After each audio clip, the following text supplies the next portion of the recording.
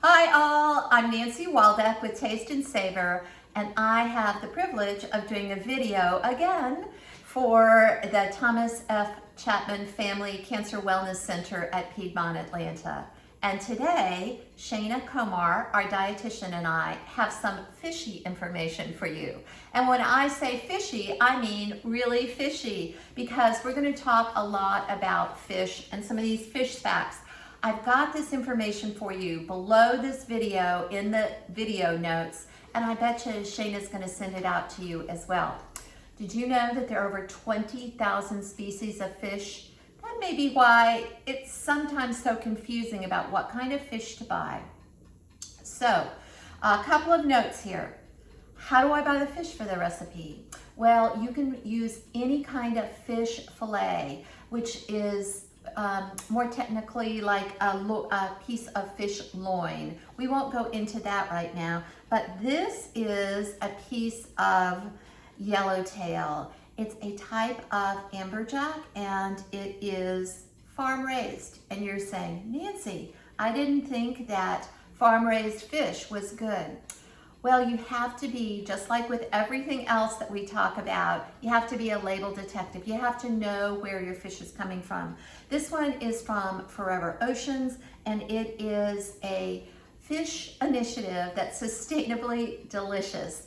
They farm their fish way off in deep ocean. The organization was started by a couple of NASA scientists. So you can be sure that this fish is good, but there's lots of other good fish, whether it's Alaskan fish or other farm-raised fish, but you have to know where it comes from.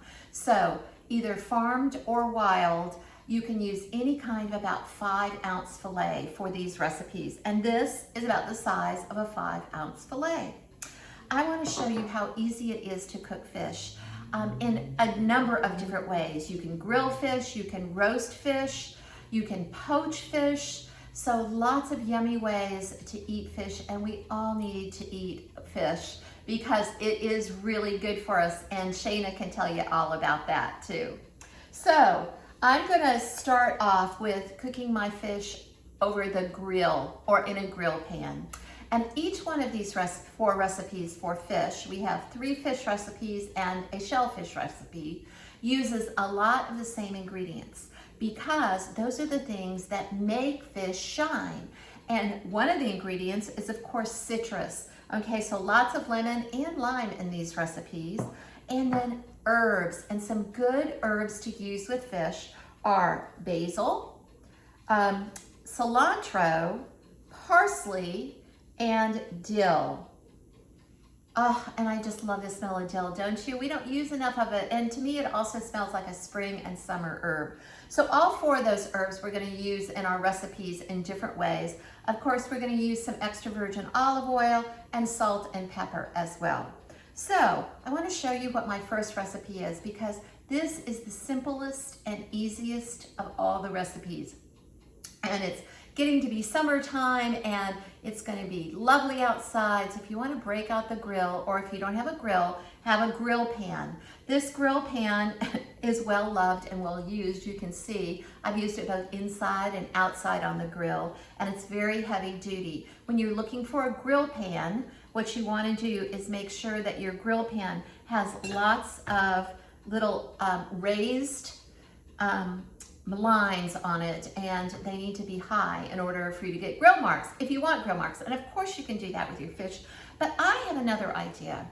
A lot of people say, oh, Nancy, I can never grill fish. I can never cook fish outside because it always sticks to my grill. No matter how I prep my grill, how I oil it, and it's clean and everything like that, my fish always sticks to the grill. Well, that's going to happen if you have really soft fillets. Some like flounder, so you need a little bit more substantial fillet like this one. But what I want to tell you is I have a really fun idea for you to, even if you have flounder and you're going to cook it on the grill, for you to have a non-stick surface. And that is, I made a raft here out of lemons and then put my fish on it. Okay, so all I did was take lemons and cut them into slices, and then I put the slices down on the grill pan first, and then I olive oil, salt and peppered my fish, and put it right on there. Put the lid down on the grill, and in case the grill pan using it inside, I just put a piece of aluminum foil on top of it, and then I cooked it. And it takes about, you can cook it all the way on the top, or you can finish in the oven. But I did it right on the top of the stove top, and with the piece of aluminum foil on it, it took about 8 or 9 minutes. So not really long, because my grill pan was preheated. You'll see all those all those directions down on the bottom in the recipe. So here's what I like to do after I take my fish off the grill or grill pan. So here it is. Whoops. Come on, honey. All right. What I like to do is put another just tiny little drizzle of olive oil. And when I say tiny, I mean tiny. Little drizzle of olive oil. It already has that salt and pepper on it. And then I'm going to take some fresh herbs. In this case, I have parsley and dill, and I'm just going to sprinkle them on top. And then I'm going to serve this beautiful fish up with a couple of wedges of lemon.